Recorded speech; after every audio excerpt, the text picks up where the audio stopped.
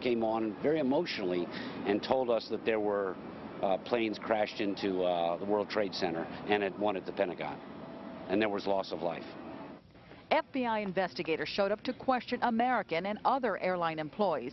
Above the airport, skies fell silent, save for fighter jets and military helicopters circling about.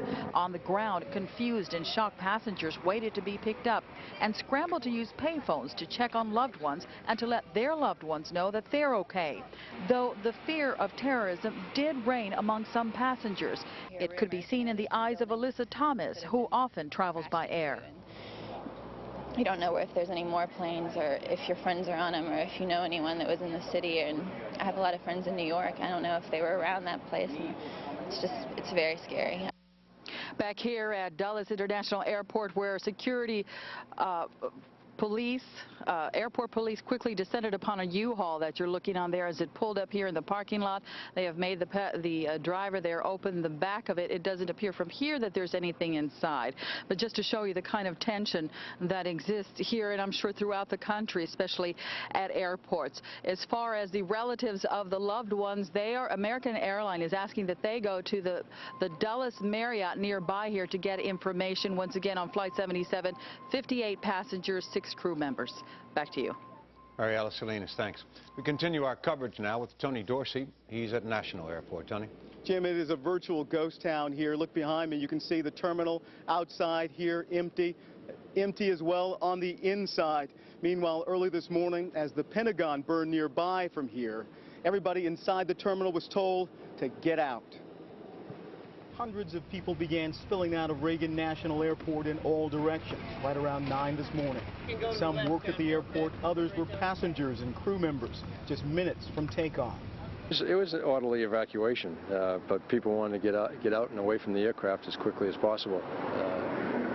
We had a couple of security people on board the aircraft, and you just have to take precautions at a time like this. They told everybody to get off the plane. Get off the plane. I looked over, we saw the smoke from the Pentagon, we knew something was wrong. And, but anyway, yeah, so they shut everything down. Were you on the flight? Yeah. You were in the plane? Yeah, Northwest. We were number 2 for takeoff. And then they shut down the engines and they said that there's a national emergency and they're returning all the flights. Where were you headed? To Orlando through Detroit. It's on Northwest. Now you're stuck? No, I live here. I gotta get home to my wife here. Phones don't work. Officials with the airport's authorities say they had little choice but to call for the massive evacuations. A security gauntlet was thrown down as people made their way out, and more fire foam trucks were brought in just in case. We have shutdowns in our system, in our aviation system. They're very regional, usually a snowstorm or something like bad weather. And this is a nationwide shutdown for we don't know for how long. The evacuation said to have gone smoothly. Still, hundreds of local flights were canceled and thousands were left to make their own accommodations. Still, federal authorities hope to get the nation flying again by noon tomorrow. But when these jets will actually fly again is anyone's guess. Of course, no one here has ever seen anything like this before, and certainly we hope we never see it again. Back to you in the studio. Tony Dorsey, thanks.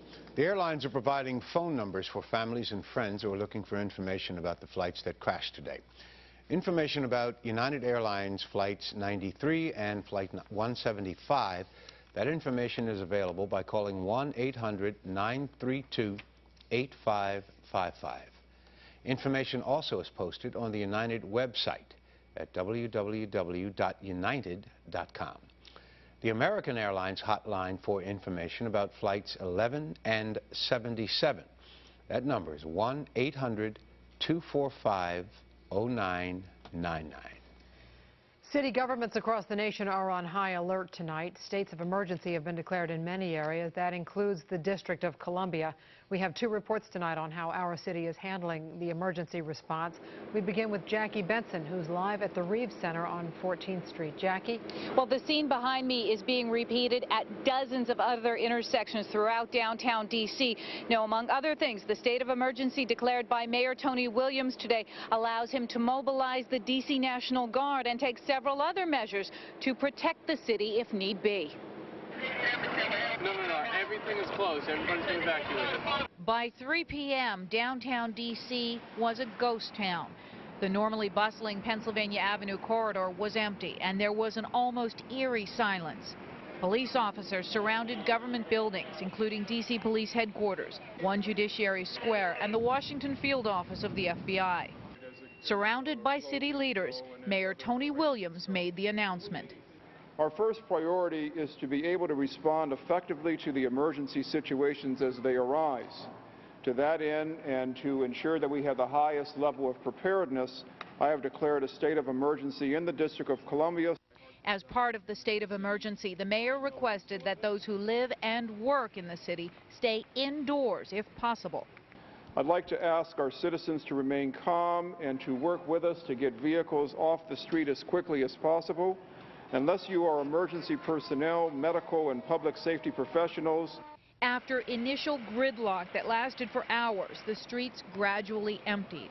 Dozens of businesses placed signs in their windows saying they were closed for the day. So it's a lost business for you today? Oh yes, but it could have been worse. At least, we can come back tomorrow. So all those people who die, it's a sad story. At downtown hotels, people were glued to TV monitors. Throughout the city, police were on heightened alert. At 14th and E Streets Northwest, they stopped a car with New Jersey tags, searched, questioned, and then released its occupants. They told us they are of Arab descent. They said the incident was embarrassing, but they understand the reason behind it. Yeah, I know this. We are also very sad, Now, Mayor Williams says he plans to meet with city lawyers about possibly postponing the upcoming IMF and World Bank meetings. Back to you. All right, Jackie Benson reporting from the Reeves Center. Thank you. The governors of Maryland and Virginia have also declared states of emergencies. Virginia Governor Jim Gilmore has activated 300 members of the National Guard in the Commonwealth, but he says there is no evidence Virginia will be subjected to any further attacks. And in Maryland, Governor Paris Glendening has also proclaimed a state of emergency. He told News 4 this afternoon that state police have received some threats of possible terrorism that have what he calls some degree of credibility. The governor says he cannot verify the credibility of those threats, but in his words, they're being taken as very real. Washington is the home of the federal government, the federal monuments, and thousands of federal workers. Authorities acted quickly this morning to be sure official Washington was safe. James Adams is along the mall now with more on that story. James. Well, Jim, the area surrounding the White House between Constitution and K Street blanketed with police officers. They're in groups, many of them heavily armed. Also in this area, we've noticed a number of firefighting foam trucks moved in. Some tankers also escorted in, presumably in anticipation of the president's return. But this morning, as the attacks were underway in New York and Washington, paralyzed people in downtown Washington. Stunned disbelief at 1600 Pennsylvania Avenue. White House staffers unsafe at the president's house. Excuse me, what were you told at the White House? Did they just... No comment. I know it's no history, comment. sir. Just evacuating the building, that's all. Minutes after the attacks began, Washington streets filled with nervous, confused federal workers. Would there be another attack? My son's there. So we're gonna have you come up here. I'm terrified. Cell phones jammed. Police began closing the immediate area around the White House shortly after 10. Firefighters, the Secret Service, the FBI, every law enforcement agency in town negotiating traffic-filled streets, securing buildings, checking suspicious vehicles, all at the same time. They just sounded the alarm to evacuate the building as a precautionary thing. And you weren't kidding. What was it feeling like inside? I mean, were people running? Were they? No, they weren't panicked. Everybody was evacuated in an orderly manner. National monuments were quickly closed and secured. Sir, this area is closed to pedestrian traffic. As the federal worker evacuation progressed, more streets are shut down. Command posts are set up at strategic locations. By mid-afternoon, 15, 17, E Street, G Street, all roped off. From federal workers to tourists, people are dazed and emotional. How dare they? How dare they attack this country and think that we will stand idly by and take it? Yeah. been a policeman 32 years, and you still have emotions. It's still a great country. I was absolutely shocked, very, very hurt. But I tell you right now, I'm extremely angry, extremely angry. That was the scene this morning. We're told by the Office of Personnel Management that the federal government will be open tomorrow. Back to you. Thank you, James. These multiple attacks caused chaos on the streets of New York even after both airplanes struck the Twin Towers this morning. The collapse of both towers created more confusion and caused additional casualties. It looks as if a war has been fought on the streets of Manhattan. A thick, choking cloud of dust and ash hovers over the area near the World Trade Center. Triage centers have been set up to help the wounded, some of whom were found wandering and in shock. Witnesses who made it out of the Twin Towers described the scene. There was number 2 world, it just exploded, and me and 5 of the firefighters, we saw it coming. We couldn't run anywhere, so we got trapped in a revolving door, and I was the last one. I was on the outside, and all the debris just hit me. But through the grace of God, I actually made it to the center. I don't know how. I don't know how. It's dark. It's all dark. It's just like in the evening, and a lot of dust. I can't breathe. It's terrible. And terrible is the word witnesses used to describe the scene of the plane crash in western Pennsylvania. United Airlines Flight 93 was en route from Newark, New Jersey to San Francisco when it was apparently hijacked. That 757 crashed about 80 miles southeast of Pittsburgh. There were 45 people on board. Virginia Congressman Jim Moran was briefed by the Marine Corps on that crash. Moran says the plane was apparently headed for Camp David, the president's retreat in western Maryland. The plane crashed about 85 miles northwest of Camp David. Joining us now to talk about today's horrifying events is Nicholas Kittrey. He's a professor of law at American University and an expert on terrorism. Dr. Kittrey, thank you for joining us. The World Trade Center and the Pentagon, should we assume anything by those two targets of this attack? Yes, I think that whoever is responsible, probably Mr. bin Laden and some supporting governments, and I suspect with some local operatives in the United States. I don't think that this could have been planned all overseas. There had to be some people here in the country that shared information, who did the footwork. I think that basically the goal was to expose, and I'm quoting him, expose the myth that the United States is use his words, it's the greatest country in the world as far as brilliance, genius, organization, and invincibility. He is out to prove now on the 3rd continent, or whoever is, this is the 3rd event. There was one in Africa, there was in Yemen, which is Asia, now it's in the Americas. It's a worldwide war. Dr. Kittrey, why all day we've been hearing about Osama bin Laden? Why is he the prime suspect, and how will we identify for sure who did this? Well, as several people have said, and I've suggested here, it took, to do all this, took tremendous amount of organization, skill, and resources. I do not believe that just a private organization, however powerful it is, could have done it alone. The reason he's the prime suspect is because he's the only man in the world who ever declared war on the United States. And not only declared war, he came to the heartland. As far as he was concerned, he has described the United States as the devil. This is the beast, and he was going to hit in the belly of the beast. I mean, this is all biblical images which Jews, Christians, and Muslims share. So he has indicated that's what he wants to do. And now it seems that he has done it. Thank you, Dr. Nicholas Kittrey. We appreciate it for your being here with us. We're going to turn briefly now to our weather. Bob Ryan is in Storm Center 4 with a look at our forecast. Bob? We have warm weather and around the country. There may be a new tropical depression forming, but for the next few days we're going to be seeing sunshine.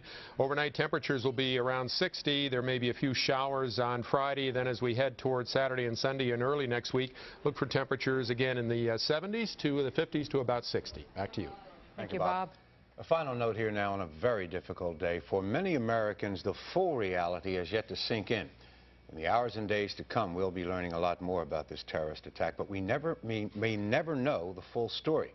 Right now, though, the nation is beginning to mourn. Flags have been lowered to half-staff here in the nation's capital and all across the country, and churches across our area have gotten in touch with us to let us know they're going to be holding special services tonight in honor of the victims.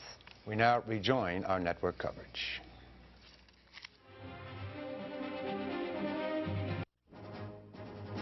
Attack on America, a special edition of NBC Nightly News. Terrorists declare war on the United States, hijacking jetliners, crashing them into New York's World Trade Towers. Another airliner into the Pentagon, threatening the seat of national power. Thousands likely dead. Downtown New York in chaos. America wondering, what next? On Midtown Manhattan, and tonight America is at war with terrorists after a stunning series of attacks today against targets in New York and in Washington, D.C., the World Trade Center and the Pentagon. The terrorists used hijacked civilian airliners and their passengers as guided missiles in their attack. The most serious attack on this country since Pearl Harbor, and tonight the dead still are being counted. An unknown number still are missing. At this hour in this war, another development, there are reports out of Kabul tonight, the capital of Afghanistan, of explosions. But the Pentagon and the CIA are flatly denying that the United States had anything to do with those explosions. This has been one of the darkest days in America, and it is not yet over.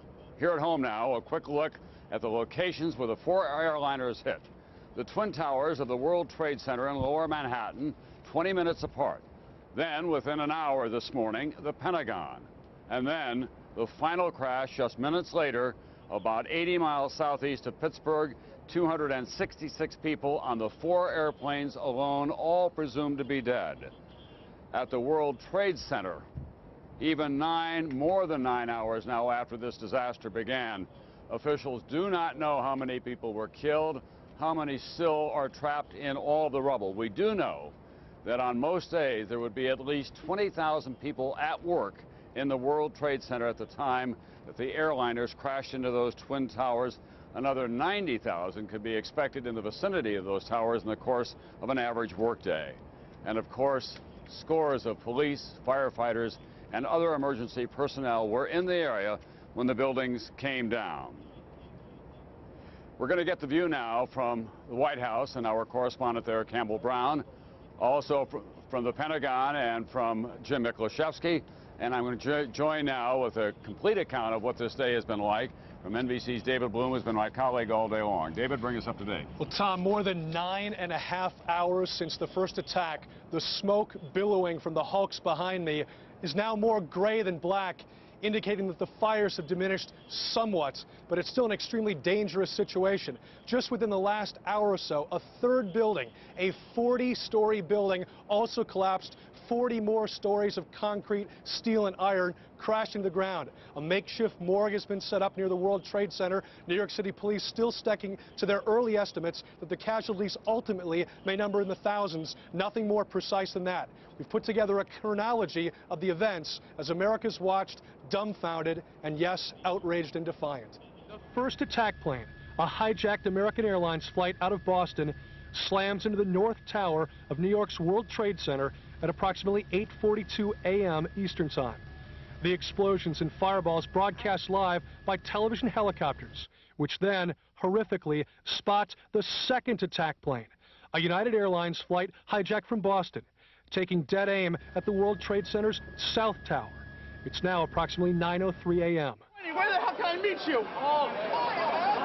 I'm across the street from the Marriott, man. A second airplane, a 727, just ran into the building. Emergency officials estimate 20,000 or more people may have been inside the 2 110-story buildings at the time of the attacks. Eyewitnesses report victims falling, and in some cases, jumping from the 2 buildings. But there were people falling out of the sky. At 9:29 a.m., President Bush in Florida addresses the nation for the first time. Terrorism against our nation will not stand. But in the nation's capital, just 11 minutes later, 9:40 a.m., a third hijacked plane, An American flight out of Washington Dulles crashes into the Pentagon in a burst of flames. The plane's wreckage tearing a gaping hole into one side of the building. Federal buildings are evacuated. Government leaders taken to secure hideouts. 9:59 a.m. The until now unthinkable. The South Tower of the World Trade Center collapses. An unknown number of people still trapped inside, including the rescuers, firefighters and police who'd gone in trying to save lives. Then at 10 a.m., hundreds of miles away in western Pennsylvania, a fourth hijacked plane, a United flight out of Newark, crashes 80 miles southeast of Pittsburgh.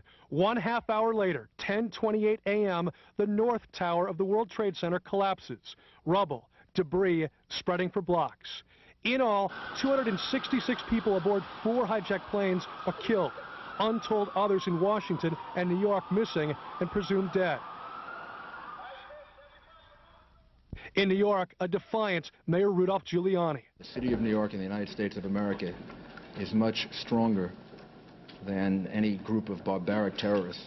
For the first time in U.S. history, the Federal Aviation Administration closes all domestic airports, shutting down all U.S. airspace until at least noon tomorrow.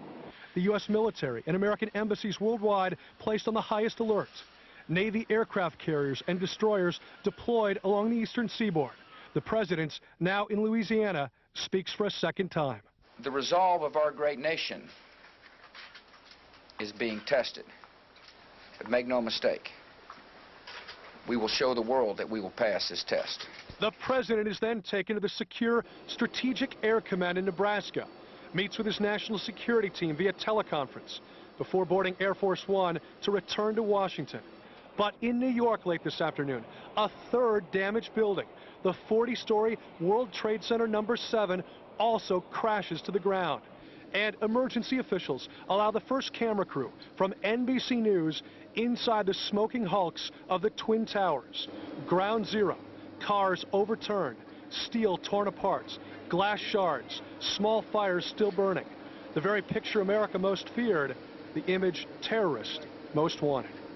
As to who might be responsible, a senior American intelligence official tells NBC News tonight that they are now, and I'm quoting here, 90% certain that Osama bin Laden, the Saudi-born terrorist, was responsible for today's attack. This official tells NBC News, quote, "This is not just surmise, this is new information." The president plans to address the nation from Washington, D.C.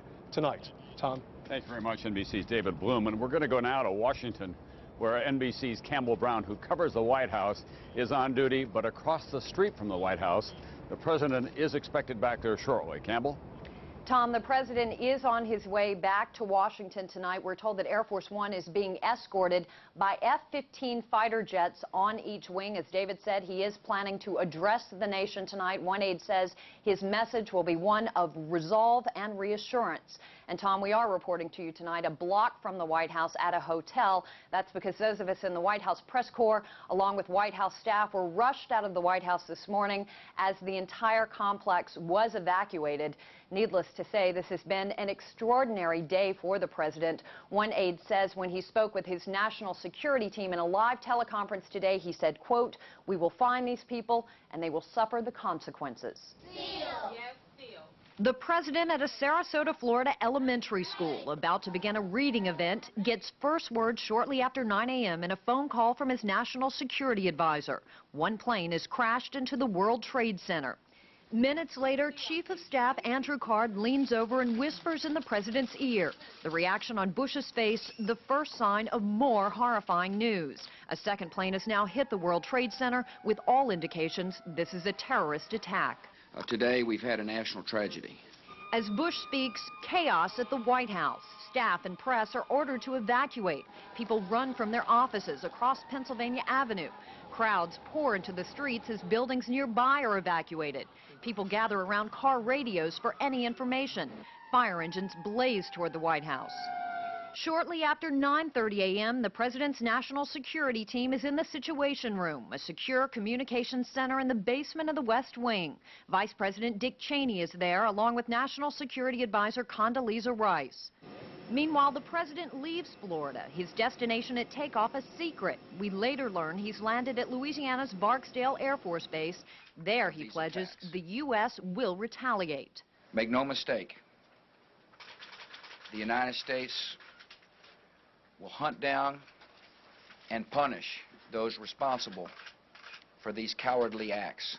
The president then flies to the Offutt Air Force Base in Omaha, Nebraska, the U.S. Strategic Air Command Center. We're in a bunker there. He convenes a national security meeting, joining his team live by teleconference. Back in Washington, his top advisor, Karen Hughes, insists the White House has the situation under control. Your federal government continues to function effectively. We have a federal emergency response plan, and at President Bush's direction, we are implementing it. By telephone, the president calls New York Mayor Giuliani and New York Governor Pataki. He also speaks with First Lady Laura Bush. The First Lady and Bush's two daughters are also rushed to secure secret locations. Mrs. Bush, on Capitol Hill when the attacks began, tries to offer words of reassurance. Well, parents need to reassure their children everywhere in our country that they're safe. We have just learned that Air Force One has safely landed at Andrews Air Force Base just outside of Washington. From our vantage point, we can see sharpshooters on the roof of the White House tonight, Secret Service patrolling the grounds, police cars driving up and down Pennsylvania Avenue, the White House in a lockdown as we wait to hear what the president has to say to the nation. Tom? Thanks very much, NBC's Campbell Brown. And there are so many questions, but a major question tonight.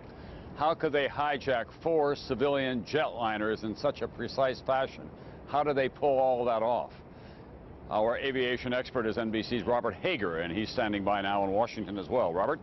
Tom, 4 airliners turned into deadly weapons. There's a nationwide hold now on all commercial flights. That's the first time that's ever happened in our nation's history. And it lasts at least until midday tomorrow and might last longer than that. And there are also some chilling first details of what may have been going on in those cockpits. But first, the facts. The string of events that results in these 4 horrific crashes begins at Boston's Logan Airport, 7:45 a.m. American Flight 11, 767, with 92 on board. Supposed to fly Boston to Los Angeles, but over New York State, it's diverted, forced to fly south, directly into the North Tower of the World Trade Center. A long day of carnage is underway. Back in Boston, United Flight 175, another 767, with 65 aboard, is already in the air, also bound for Los Angeles, 15 minutes behind the first flight, when it too is hijacked. This, the actual plane, as it hits the South Tower of the World Trade Center. 8:10 a.m., American Flight 77, a 757 with 64 aboard, has taken off from Washington's Dulles Airport, also bound for Los Angeles. It, too, taken over and loops back into the Pentagon. It slices in at an angle, leaving a deadly and ugly gash in the nation's military nerve center.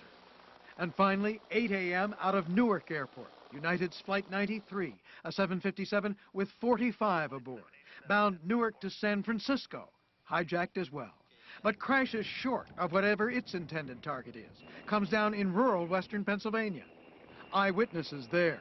And I heard a loud noise, and I happened to look up, and it was a plane. It was real low to me. It sounded like it was running fine to me. I just kept watching. I watched it go nosedive straight into the ground. You could see where the plane made the initial impact in the ground, and it was still on fire. It made a crater probably 30 feet by 30 feet, and it's probably 15 or 20 feet deep, and there's just debris scattered within probably a half-a-mile radius. There are only 2 ways terrorists can sneak themselves or their weapons aboard planes, either through passenger screening or by going unscreened through locked doors into off-limits areas or onto the tarmac. Periodic FAA tests have found plenty of flaws. Found when government agents tried to sneak into secure areas, they were successful more than 2/3 of the time. Found testers also often able to sneak fake guns and explosives by X-ray screening. Once aboard, many speculate the hijackers must have disabled crews and taken over the plane's controls. More likely that than forcing a pilot with a gun at his head to fly right into the World Trade Center, for instance. Former American Airlines pilot Jim Tillman. It is inconceivable to me that any airline pilot would allow anyone to force him to fly into an inhabited building. I cannot imagine how any pilot could be conscious or capable of doing anything to control that airplane at the time that it was directed at one of these buildings. Terrorism specialist Neil Livingstone. I suspect that what we're going to find is that the pilots were overwhelmed, that perhaps dead already, and that trained pilots from the hijacker camp were in charge of those aircraft and were willing to die for their beliefs. If there was time, the crews may have been able to press a button in the cockpit and send out a coded warning to controllers that there was a hijack in progress. Controllers may then have radioed back inquiries. But if the crews were disabled, the controllers would have been left in the dark for real information. Whatever else, controllers must have been surprised, in disbelief. There hadn't been a commercial plane hijacked in the U.S. for 10 years, since 1991. And now this. There are several unconfirmed reports around that give little glimmers of what may have been going on in the cockpits. There's one from a controller in New Hampshire who says that a microphone was left on in the first plane of the day that was hijacked, that the pilot had his microphone keyed so it was picking up the what was going on in the cockpit, and that the controller then, off at the control center in New Hampshire, heard a terrorist say in English, "Don't do anything foolish." Then after that, the microphone went dead. The transponder of the plane went off. That's a device that radios information out to the radar, so controllers could only watch the blip. They could no longer tell what altitude the plane was at. There were several cell phone calls from relatives on board planes who reached their relative on the ground. One reported the terrorists had knife-like instruments, and there was one unconfirmed report that an American Airlines flight attendant actually reached her company to say that terrorists had killed the crew of her plane. Whatever else, we may know some more from the cockpit voice recorders, which could have survived those crashes and would give us an actual recording of what was going on for audio in the cockpits. Tom? Thanks very much, NBC's Robert Hager. At the Pentagon right now, the chairman of the Joint Chiefs of Staff, Henry Shelton. Let's hear what he has to say.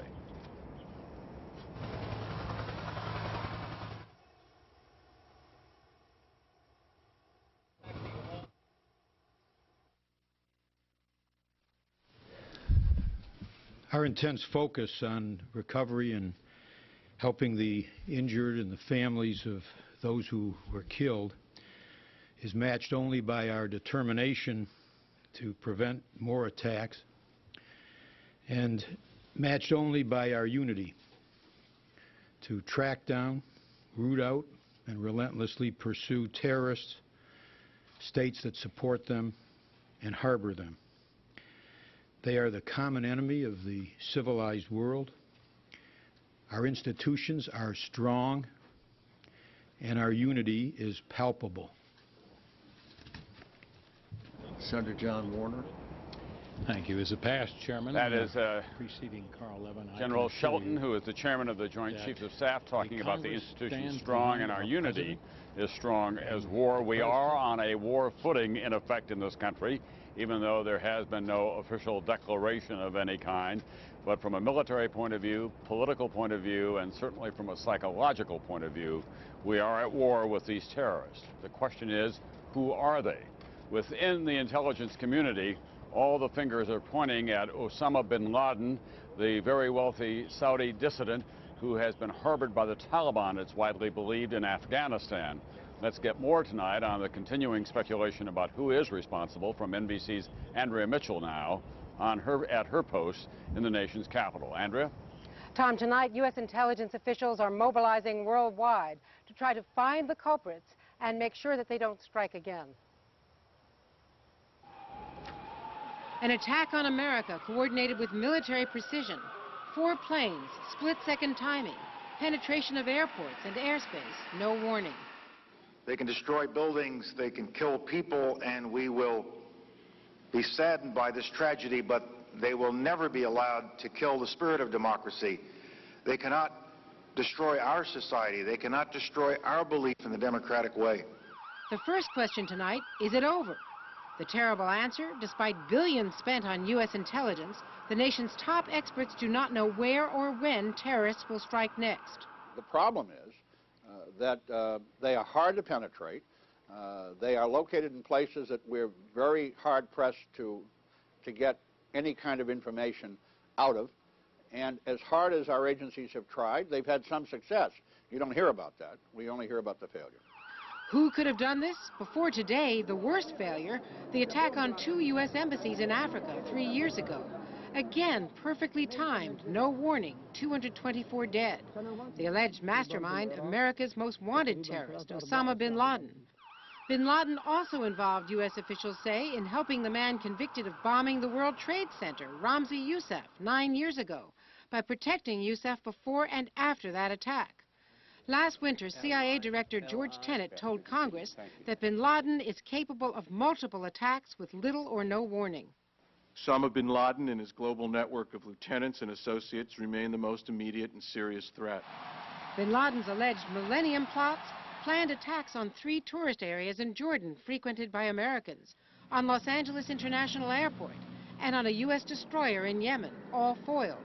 But 6 months later, terrorists do strike successfully, ram another destroyer, the USS Cole, killing 17. In June, bin Laden brags on this home video of killing U.S. sailors, a remarkable tape made to recruit more terrorists against America. And just 3 weeks ago, a warning to a London newspaper, allegedly from bin Laden's group, that he was targeting America again. I think it is a dilemma for the United States now. I believe the only thing is, to revise their policies, to look at what's happening. Why, for example, the anti-American sentiment is very high in the Middle East and in the Muslim world. How could this happen? Only from a massive intelligence failure. But in this case, at least there will be some evidence. The good news is that the hijacking 4 airplanes is a very complicated operation. Even hijacking 1 is complicated. And they will have left some trail behind them. They will have had to have checked in, and they will have had to have purchased tickets either under their name or alias names. If the U.S. cracks the case, how will it retaliate? Current and former officials say massively, but carefully. If we're going to act, we need to be able to convince the world that we were justified in our actions. We had that evidence during the African embassy bombings, and I think it's critical that the intelligence community now begin to develop that with respect to these attacks. Today, Afghanistan's Taliban leaders deny any involvement by Osama bin Laden. But as David Bloom alluded to earlier, intelligence officials and others are telling NBC tonight that they are 90% sure that bin Laden is involved. And Tom, if that proves to be the case, there is no doubt in anyone's mind that the U.S. will retaliate. But the question is, how do they find Osama bin Laden and who do they retaliate against? They cannot find Osama bin Laden. They have not been able to. He is #1 on the most wanted list of the FBI. They have warned the Taliban that they will respond against Afghanistan's leaders. So the attack would be against Afghanistan. Within the last 3 weeks, they have warned Afghanistan that they will hold the Taliban personally responsible if Osama bin Laden attacks the United States. Andrea, already there is talk about a massive intelligence failure. It's not so much the blame game as much as it is that this could happen again. There have been a number of red flags that have gone up for years now, but even in Washington at the highest political levels, people have refused to take them as seriously as this day indicates they should have. Exactly right. I mean, in our report, Senator Warren Rudman, former senator, you spoke to him earlier today. He and Gary Hart, another former senator, had a blue panel commission, a blue ribbon commission.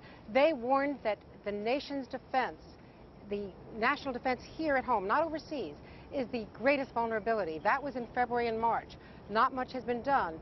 The bureaucracy moves so slowly, and after the 1998 bombings, Tom, America's embassies were not greatly enhanced in their security, partially, but Congress rejected demands by 2 secretaries of state to beef up security to a much greater level overseas. Thank you very much, NBC's Andrea Mitchell. The United States, at once so powerful and so innocent in its worldview in so many ways. Let's go to our Pentagon correspondent now, NBC's Jim Miklaszewski. Jim, you have some information for us about why these particular targets might have been chosen. Well, these particular targets, first of all, the World Trade Center for its very high profile and the obvious trap that the terrorists set. After the first attack, they knew very well that all television cameras in one of the most media-intensive centers of the world would be focused on those twin towers, so that when that second plane came in with that horrific video of it striking the second tower, that would achieve a monumental victory for them. The target here, obvious. The most powerful, the center of the most powerful military in the world. Tom? All right, thanks, NBC Jim Miklaszewski.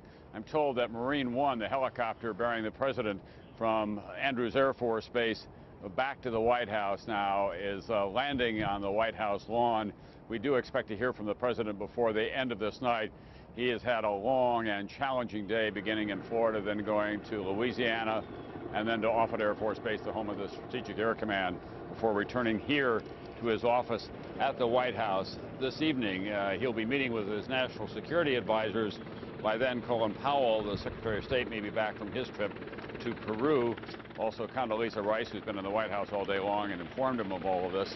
And Defense Secretary Donald Rumsfeld, Vice President Dick Cheney, who has managed to stay in the White House, too. These are the kinds of days that you know in the back of your mind may occur when you become the President of the United States and the Commander-in-Chief when you're on the campaign trail. But the cold, hard reality has been visited on this president, one of the greatest national security crises this country has faced in many, many years within his first year in office. So let's just watch for a moment and see if we can't see the president as he gets off the helicopter, and then under very heavy guard. There's extraordinary security now at the White House. Sharpshooters on the roof. People have been cleared out. Our correspondents are operating from across the street. We'll see whether we can see him as he moves from Marine One into the Oval Office. Mick, we had, as we expected earlier today, the president had a fighter plane escort coming from Omaha back to Washington, and my guess is that he must have had one earlier today when he left Florida, and also when he went from Louisiana up to Sac. Jim, it was shortly after the attacks occurred on the World Trade Center that the Pentagon went into a crisis mode. They were trying to establish exactly what additional threats there may be, and then it was just about 28 minutes after that that the airplane hit here. It was after the attack on the Pentagon that the Air